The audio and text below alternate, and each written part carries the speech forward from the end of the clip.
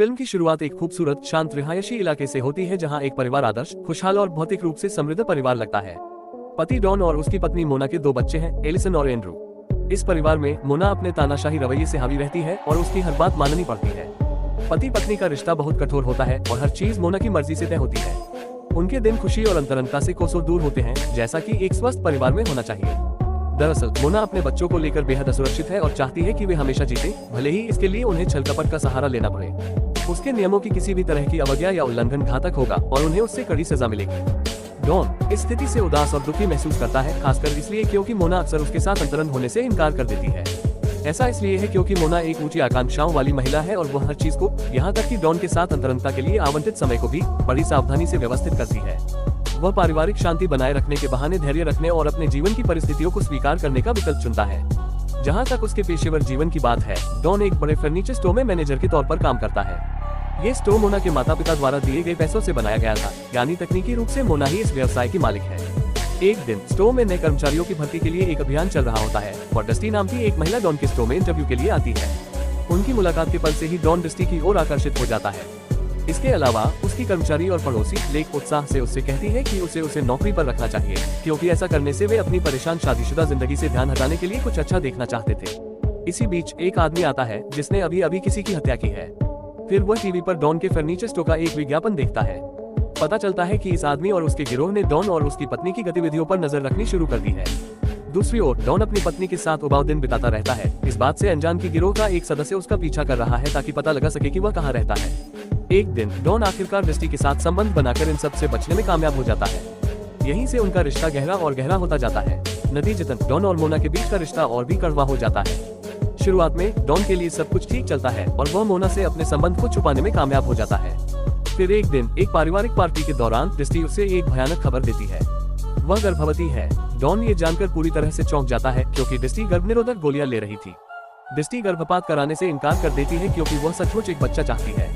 इसके अलावा वह जोर देकर कहती है कि डॉन उनके किए की जिम्मेदारी ले। डॉन फिर लेक से मिलता है और डस्टी की गर्भावस्था के बारे में सलाह मांगता है।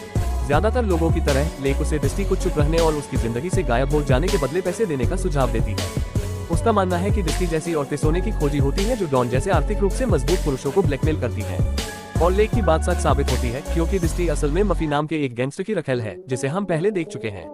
दूसरे शब्दों में मफी डस्टी को अमीर आदमियों को बहकाकर उनसे पैसे ऐंठने का काम सौंपती है। हालांकि इस बार ऐसा लगता है कि डस्टी सचमुच उसके झांसे में आ गई है।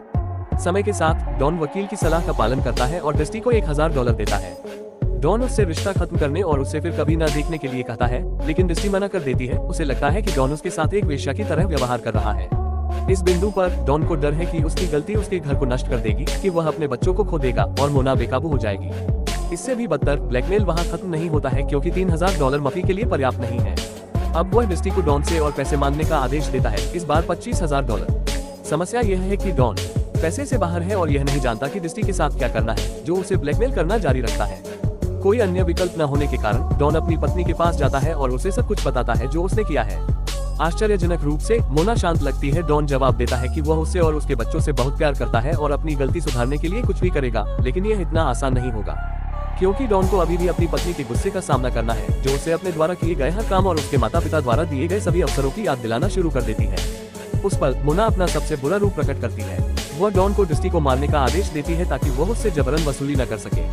मोना कहती है कि जो कोई भी उसके परिवार की अखंडता में दखल देने की हिम्मत करेगा, वह उसके हाथों मारा जाएगा। डस्टी डॉन को फोन करके $1000 मांगता है, जिसे मोना उसे स्वीकार करने के लिए कहती है। फिर मोना उसे दो विकल्प देती है, तलाक, जिसका मतलब होगा अपनी पत्नी और बच्चों को खोना, या उसके निर्देशों का पालन करके डस्टी को मार डालना। डॉन हत्या के डर और अपने परिवार को खोने के डर के बीच फंसा हुआ है। अगले दिन मोना अपने पति पर हत्या करने का दबाव बनाती रहती है, इससे पहले कि डस्टी उस रात पैसे लेने के लिए कार्यालय पहुंचे। वह एक उच्च खुराक वाली दवा भी तैयार करती है जिसका इस्तेमाल वह डस्टी की जान लेने के लिए करेगी। वह क्रोधित हो जाती है और डॉन को अपने परिवार को नष्ट करने की कोशिश करने वालों से लड़ने के लिए मना लेती है। कोई अन्य विकल्प न होने के कारण डॉन मोना की योजना के साथ जाने के लिए मजबूर हो जाता है और एक रणनीति तैयार करना शुरू कर देता है।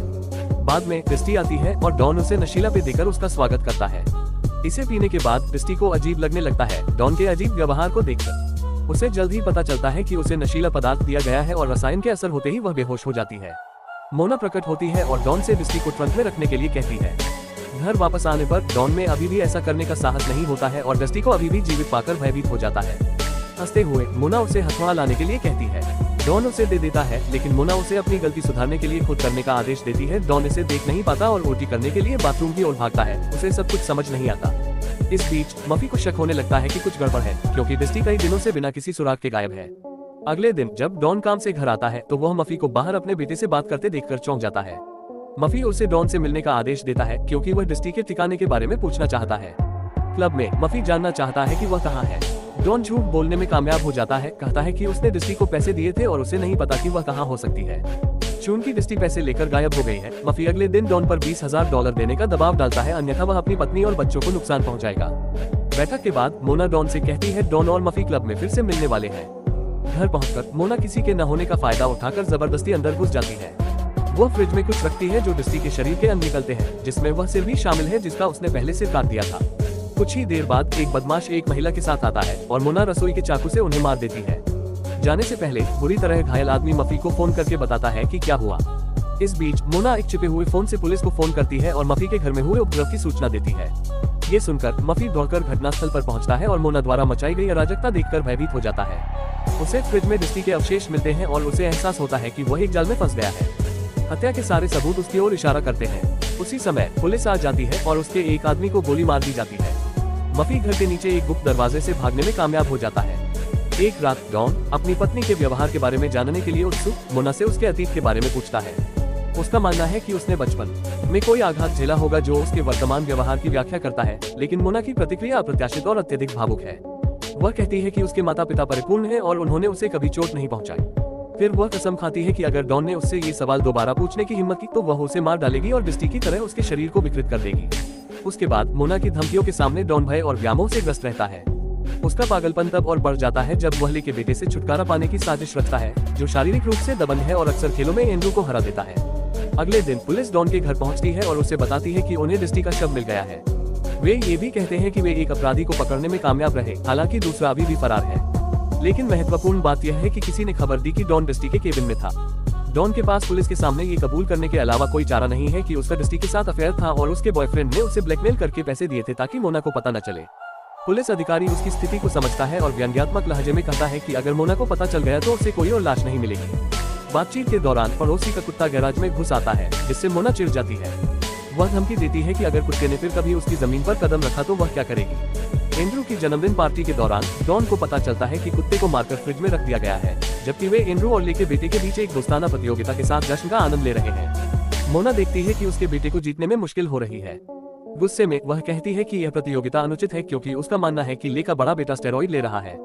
डॉन देखता है कि मोना लड़के की मां का अपमान करती है, जो क्रोहन रोग से पीड़ित है और चाहती है कि वह शौच करते समय मर जाए। जब एलिसन अपने भाई को संघर्ष करते हुए देखती है तो वह छड़ी पकड़ती है और पिनाटा को टुकड़े टुकड़े कर देती है। हम देख सकते हैं कि एलिसन मोना की पसंदीदा बेटी है, जिसके साथ हमेशा एंड्रू से बेहतर व्यवहार किया जाता है। अपने बेटे के साथ ऐसा व्यवहार देखकर डॉन दुखी होता है और उसे डर लगता है कि उसकी बेटी भी मोना जैसी ही हो जाएगी। आखिरकार वह तय करता है कि अपनी पत्नी के पागलपन का अंत करने का समय आ गया है। वह शॉर्ट सर्किट और चिंगारी पैदा करने के लिए गैराज की बिजली काट देता है। फिर वह गैस सिलेंडर का वाल्व खोलता है ताकि गैस पूरे गैराज में फैल जाए। इसे परखने के बाद वह अपनी पत्नी से गैराज जाकर फ्रिज से थोड़ा मांस लाने को कहता है, जबकि वह ग्रिल चेक करता है। जब मोना गैराज की ओर जाती है तो डॉन ऐसे चला जाता है जैसे कुछ हुआ ही न हो। अंदर जाकर मोना लाइट जलाती है, इससे एक बिजली की चिंगारी निकलती है। नतीजतन गैस से भरा गैराज फट जाता है और मोना की मौत हो जाती है। आखिरकार डॉन अब एक नए घर में रहता है और अपनी पत्नी द्वारा छोड़ी गई दौलत का आनंद ले रहा है। वह और उसके बच्चे बिना किसी सख्त नियमों या अपनी पत्नी द्वारा मारे जाने के डर के खुशी खुशी रहते हैं। लेकिन फिल्म अभी खत्म नहीं हुई है, क्योंकि पुलिस उस आदमी को कभी नहीं ढूंढ पाए जो घर से भाग गया था। आखिरी सीन में मॉफ डॉन की कार का पीछा करता हुआ दिखाई देता है और फिल्म क्रेडिट्स के दौरान 2 गोलियों की आवाज के साथ खत्म होती है, जिसका मतलब है कि डॉन को मफी ने मार दिया है। ऐसे ही और वीडियो देखने के लिए सब्सक्राइब करें, नोटिफिकेशन चालू करें और चैनल को लाइक करें। देखने के लिए शुक्रिया।